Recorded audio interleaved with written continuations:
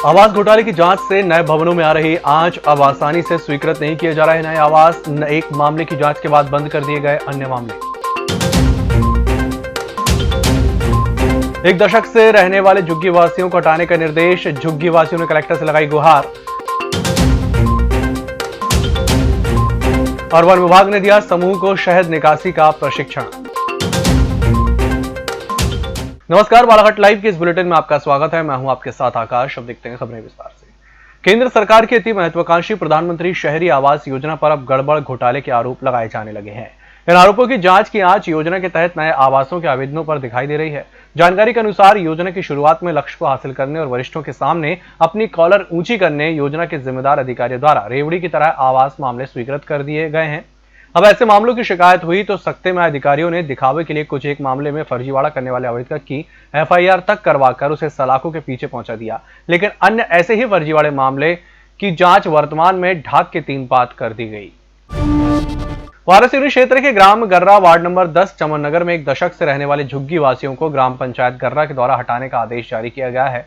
यहाँ के रहवासियों ने बताया कि दूसरी जगह मकान बनाकर रहने जमीन भी नहीं दी जा रही है। इसके पूर्व यहाँ के रहवासियों ने रोड और पानी की समस्या का निराकरण करने कलेक्टर को ज्ञापन सौंपा था।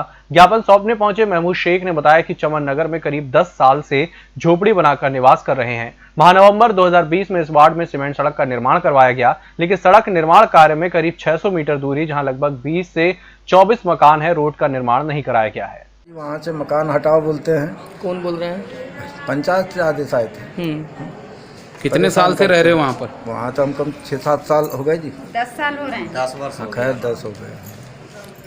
तो क्या समस्या है वहाँ पर अभी? वहाँ अभी पानी की समस्या है, सड़क है। मकान हटाने बोल रहे हैं तो कहाँ जाने बोल रहे हैं अभी आपको? कहीं नहीं, जमीन भी नहीं दे रहे हैं कहीं? नहीं, बोल भी नहीं रहे कहाँ जाओ करके? नहीं, ऐसा कुछ नहीं। तो अब कैसा करेंगे अब, जैसे कि अगर आपको निकाल दिया जाता है वहाँ से? जब तक उसका ये ना हो समाधान, जब तक क्या करेगा आदमी? वहीं रहेगा। वहाँ से आप हटना चाहते हैं? नहीं, जब फॉरेस्ट की जगह फॉरेस्ट कोई आपत्ति नहीं, तो उनने बोले हमको कोई आपत्ति नहीं है, पंचायत को ज़्यादा आपत्ति है। अच्छा, ये बताइए कि अगर आपको कहीं विस्थापित किया जाता है या आपका कहीं मकान बना के दे दिया जाता है उसी पंचायत के अंतर्गत जी, या कहीं पे आपको जगह दे दी जाती है, तो क्या आप वहाँ से चले जाएंगे? जी।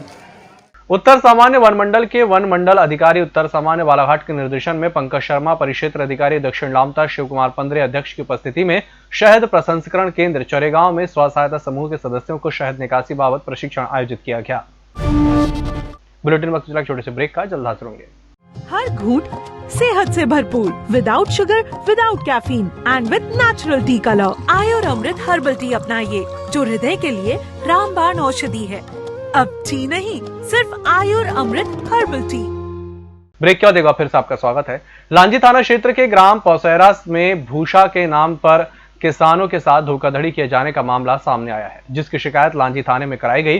वहीं जिला मुख्यालय पहुंचकर कलेक्टर को ज्ञापन सौंपा गया। शिकायतकर्ताओं के द्वारा ईंट निर्माण कार्य के लिए लाखों रुपए की राशि भूषा मेले के लिए बतौर एडवांस के रूप में साल भर पहले जमा की गई। इसके पूर्व भी अतुल आसटकर के पास से भूषा लिया जा रहा है, लेकिन इस वर्ष भी धान की फसल निकलने के बाद धान अतुल आसटकर को विक्रय किया गया है, जिसमें सभी किसानों को धान की राशि अदा नहीं की गई और धान की राशि प्राप्त करने के लिए सभी किसान अतुल आसटकर के चक्कर काट रहे हैं।